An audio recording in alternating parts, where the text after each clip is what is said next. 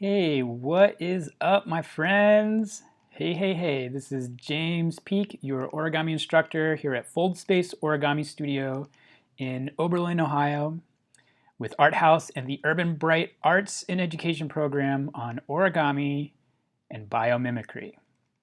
Today, I am here to bring you our very first official origami video lesson of this virtual series, where we will be folding the traditional origami cicada. Now, it makes sense that there is a traditional Japanese model for the cicada because they have quite a few of them over there. And I tell you what, I was in Japan about 5 years ago for an origami conference during the summer, and the cicadas were deafening. Now, of course, a cicada is an insect. Some people pronounce it cicada. You say cicada, I say cicada. Let's call the whole thing off. Anyway, yeah, so they have cicadas in Japan. They're very loud. They're probably bigger than they are here, and they have quite a few of them. So yes, it makes sense that the Japanese have a traditional cicada model. Now let's look at a real cicada. Ooh, yeah, I know, kind of freaky looking. They've got those big, bulging red eyes. Pretty crazy to look at. But there are lots of cicada species all over the world. And you might have found one of these little brown shells, pictured here on the left, stuck to a tree or some plant out during the summer months. And what that is the exoskeleton of a cicada nymph. The nymph stage of their life cycle is one where they live underground for many, many years.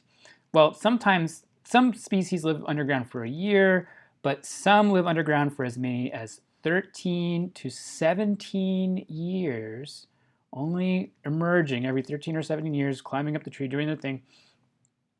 And they're just pretty fascinating creatures, pretty remarkable, and like I said, big time summer insect. Okay, so now what does this have to do with biomimicry?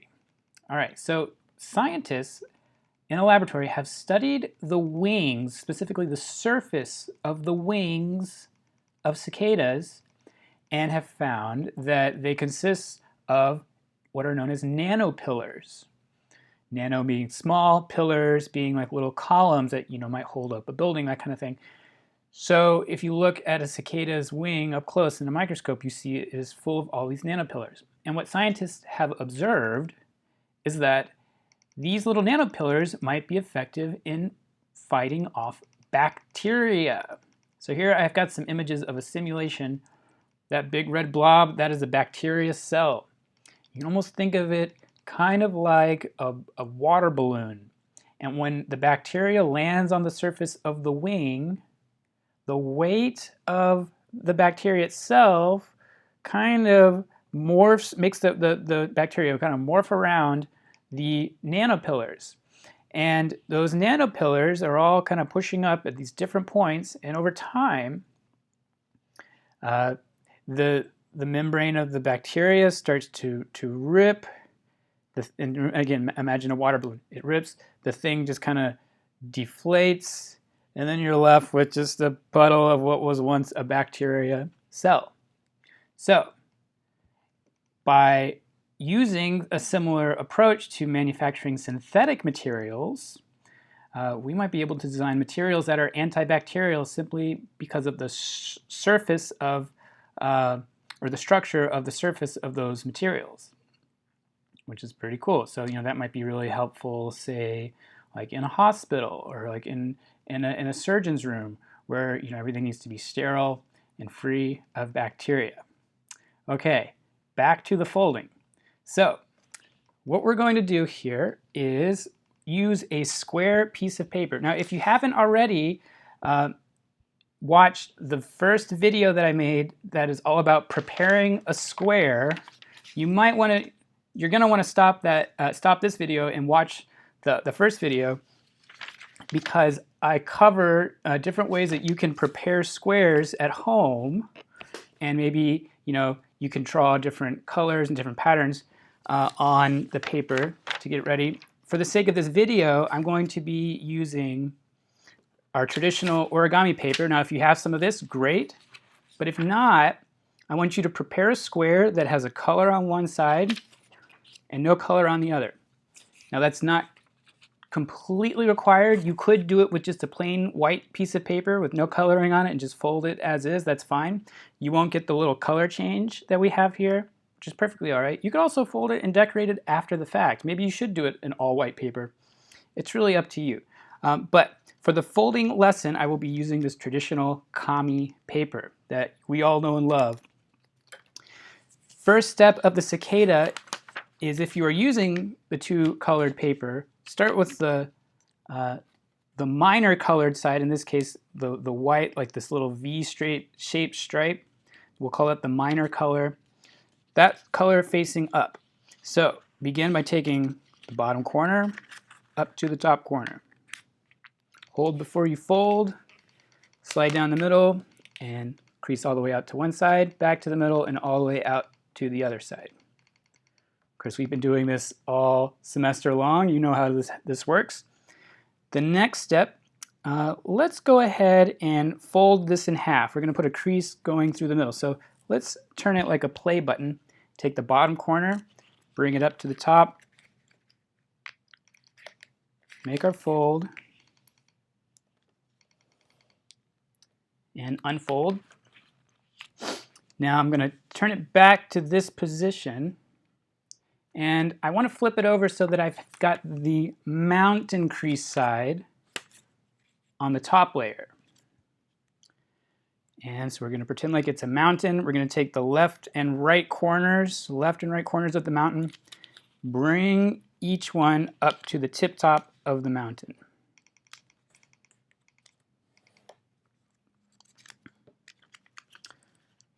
Okay, so those two side corners get brought to the top.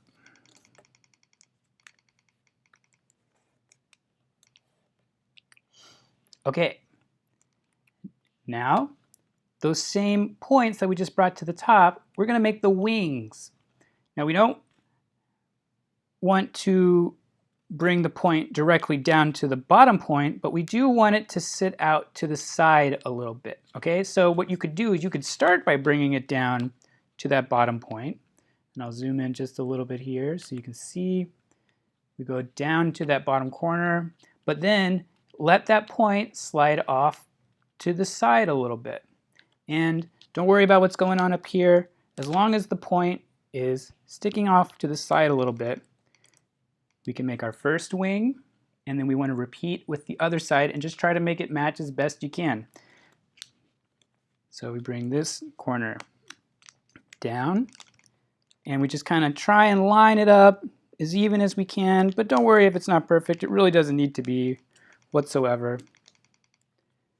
Okay, now we have this. Almost looks like a butterfly. That's pretty cool. Okay, so here at the top, we have two layers of paper. We're going to take only one layer. We're going to bring it down to maybe like the middle of this section right here. So bring that one layer down to about there. And then make a crease.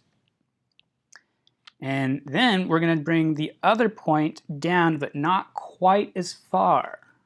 This is where that V-shaped stripe is created. So you can just kind of imagine that stripe, bring that corner down, and somewhere just put the paper in place and make your crease, and it doesn't really matter where you go. This is a rat fold where rat stands for right about there. Okay, so here we are. Now we've got this weird thing that kind of reminds me of a combination of the Superman logo, a diamond, and an elephant. Don't ask me why. Well, maybe you can see it. Anyway, so I'm going to, okay, so we're almost done. We need to basically shape the body of the cicada from what we already have. And if I use my fingers here to just, pretend like I've got, scissors for hands, and, maybe I'll cut off this part and cut off this part. Like that is basically what you kind of end up with here. Okay, so now instead of my fingers making the lines, I want you to imagine the lines as creases. So if you take the side of the edge of this this part of the paper, kind of wrap it underneath some amount. Okay, so we're kind of shaping both the body and the wing edge right here. So that looks pretty good to me. I don't know. This is where you've got some room to kind of be creative and try different positions. And if you fold the first end, I want you to just quickly peek on the back. Okay, so you'll see that we brought this over. It went past the center line a little bit. Okay, that's normal. Now we want to do the same thing with this side to make it overlap, but it might be easier, again, if we go back to the front and put in a mountain fold. We're mountain folding. So by doing that, you get a really good view of the whole, top-down view of the model, and you can kind of balance it as best you can. It doesn't have to be perfect. And then if you peek on the back real quick, you'll see that these two flaps are overlapping one another. Now, there's a couple of fine details that we can do to finish this up. One is we can give the cicada eyes. Now this is not, you don't have to do this, but since cicadas, they've got such big eyes to begin with, why not? Let's put them in. So to do that, we can make a little pleat on each corner. Begin by kind of pulling the corner down just a little bit and making another mountain fold. And maybe go ahead and do the same thing on the other corner to make it balanced, to make it match the other side. Okay, so that's the first half of our pleat, or pleats, because we need to do one for each eye. Now, if you were to take that corner, we're going to make a new fold. We're putting a valley fold in here. And you see how it's really close to the one we just made. The whole idea is that we want the corner of the paper to stick out a little bit from the edge of the layer beneath it. So then when you flip it over, you've got this sort of eyeball feature. So let's do that again on the other side. And it can be kind of hard to make these perfectly even. Look at that. That does not look even on this side, but you know what? If you flip it over, it still looks like two eyes here. Remember, always adjust it. I'm always making adjustments in my origami. And there you have it. One other thing I wanted to show you. So because of the way that the layers overlap, the thing does not ever want to kind of sit flat. So here's a little trick. Look what I did here on this green one. What I did was I took the part of that layer that's kind of hanging over the middle. If you take that and you kind of fold that out some amount, and then get that flap free from underneath the other side, kind of do the same thing. You want to try to make it as even as you can, but it doesn't have to be. But what I found is that by making these flaps, it's almost like you're giving the bug like these two little kind of runners to balance on. And that way, now when I flip it over, set it down, it does a little bit better, but at least it's not falling to one side or the other. I'd rather it kind of fall forward. You could probably even fold the flaps so that maybe it's a little bit bigger on one side than the other. Anyway, this is just my own personal touch. I've never seen anybody else do this before. But anyway, it's all about coming up with your own solutions to problems that you face. Okay, so there it is, the traditional cicada. Now, there are a lot of really awesome origami cicadas out in the world that origami masters have designed.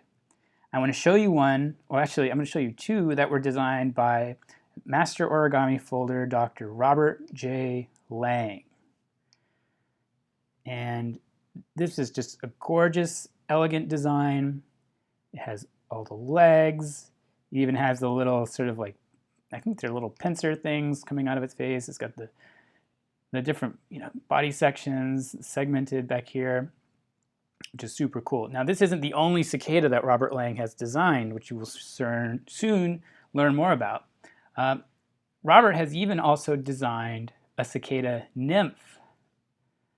Again, out of one square of paper, all folds, no cuts, we have the cicada nymph. Now, this was folded by a Vietnamese folder, Nguyen Nam Som, and it's pretty remarkable. So here is what you can do next if you want to learn more about all these different versions of origami cicadas out here. Robert Lang has actually done a video that you can find on the Wired website. I'll include the link to the video down below, and you can watch this really cool video. It's about 16 minutes long, and he kind of walks through these 11 different levels of complexity, all with origami cicadas, from the most basic, like the one we just folded just now, to like ones like what we just saw with all of the detail that looks realistic and was folded from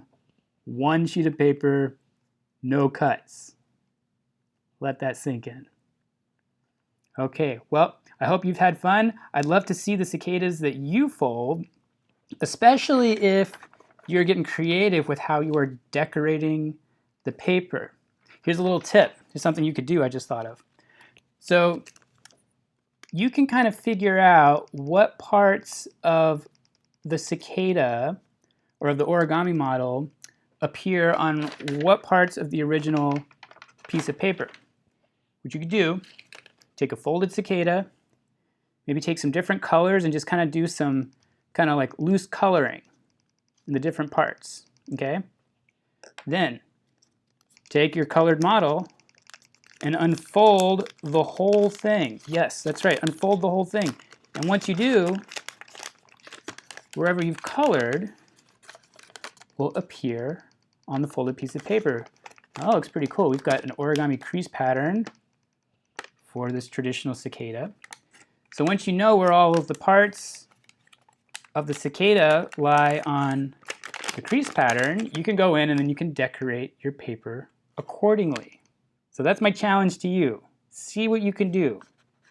There's a lot. Now you can use this technique for any kind of origami, because there's a lot of ways that you can prepare the paper.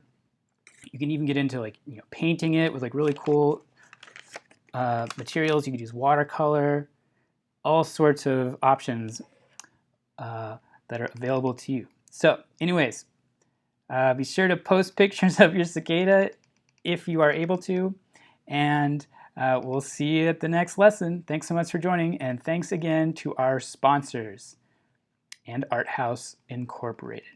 See you next time.